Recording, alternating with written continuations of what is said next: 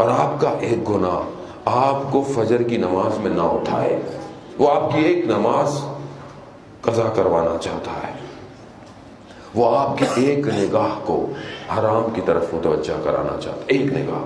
اور آپ جانتے ہیں امام خمینی کہتے ہیں کہ ایک نگاہ نامحرم انسان کو صدیوں کے فاصلے میں پھینک دیتی ہے۔ میری تو زندگی صدی ہے ہی نہیں، اور میں نے ایک اور عالم کا قول پڑھا جو کہتے تھے کہ ایک نگاہ نامحرم 2000 سال پیچھے پھینک دیتی ہے۔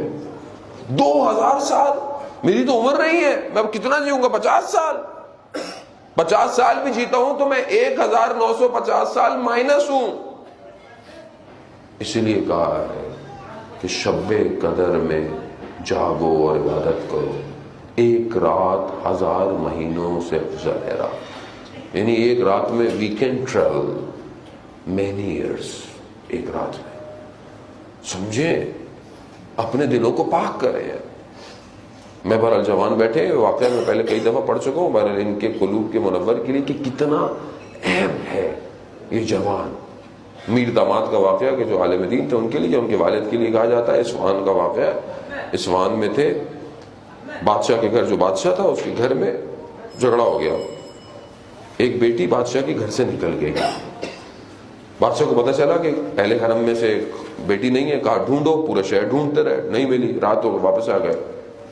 صبح جب ہوئی تو بیٹی واپس آ گئی۔ گھر والوں سے پوچھا بیٹی سالم ہے؟ کہاں بیٹی سالم ہے؟ کہا بیٹی کو بلاؤ۔ بڑے بولو کہاں گئی تھی؟ کہا میں ناراض ہوئی تو گھر سے نکل گئی، اور مجھے پتہ تو تھا نہیں، میں چلتے چلتے رات ہو گئی۔ بازار میں نے دیکھا کہ سب تو بند تھا، ایک دروازہ کھلا تھا، وہاں سے روشنی آ رہی تھی۔ میں اندر گئی تو دیکھا کوئی مدرسہ سا ہے، اس میں ایک حجرے میں شمع جل رہی ہے۔ میں اندر دیکھا تو ایک لڑکا بیٹھا ہوا کچھ لکھ رہا تھا۔ تو میں اندر آیا تو میں نے جب اسے کہا کہ، اور اس نے مجھے رات گزاری اور میں واپس آ گئی۔ اس نے کہا تم نے کھایا کیا؟ کہا اس کے پاس پیاز اور روٹی تھی، اس نے مجھے وہی دی۔ اس نے کہا اس نے کیا کھایا؟ کہا اس کے پاس تھا ہی ایک بندے کا کھانا۔ کہا اس لڑکے کو بلاؤ، اس طالب علم کو بلاؤ۔ اس لڑکے کو بلایا، کہا کہ تم نے میری بیٹی کو دیکھا تھا؟ کہا جب یہ ایک دفعہ اندر آئی تو ناگہانی طور پہ میری اس پہ نگاہ پڑی۔ کہا کیسا پایا؟ کہا میں نے اس سے پہلے کسی کو دیکھا نہیں تھا، تو میں نے اس سے بہتر کسی کو دیکھا ہی نہیں آج تک۔ کہا تو پھر کیا وجہ تھی کہ یہ ساری رات تمہارے کمرے میں رہی، تم نے اس کو دوسری دفعہ نہیں دیکھا؟ یہ جوانوں کے لیے ظالم ہوتا ہے۔ وہ کہتا ہے کہ میں رات کو، اس نے اپنے ہاتھ کو اپنے لباس میں رکھا ہوا تھا، اس نے کہا کہ میں جب رات کو میرا نفس کھنچتا تھا تو میں اپنی ایک انگلی کو اس جلتی ہوئی قندیل کے اوپر رکھ دیتا تھا اور خدا سے کہتا تھا خدا میری عفت اور پاک دامنی کو بچا لے، میں تیری بارگاہ میں گناہگار نہیں آ سکتا۔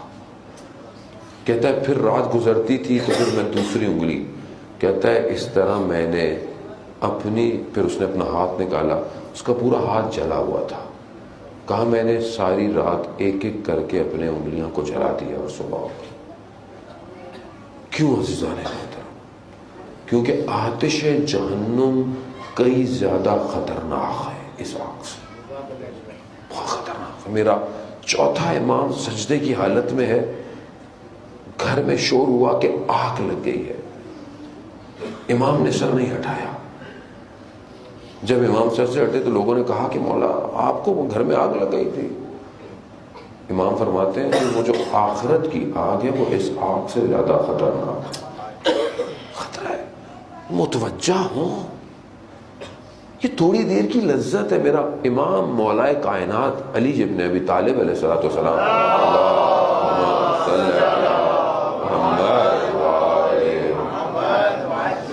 مولا کائنات فرماتے ہیں کہ گناہ کی لذت تھوڑی دیر کے لیے ہے اور اس کا پچھتاوا بہت طولانی ہے، بہت لمبا ہے۔ گناہ کرتا ہے نا، اس کی لذت، اس کا مزہ تھوڑی دیر آتا ہے، لیکن اس پہ شرمندگی بہت دیر تک رہتی ہے۔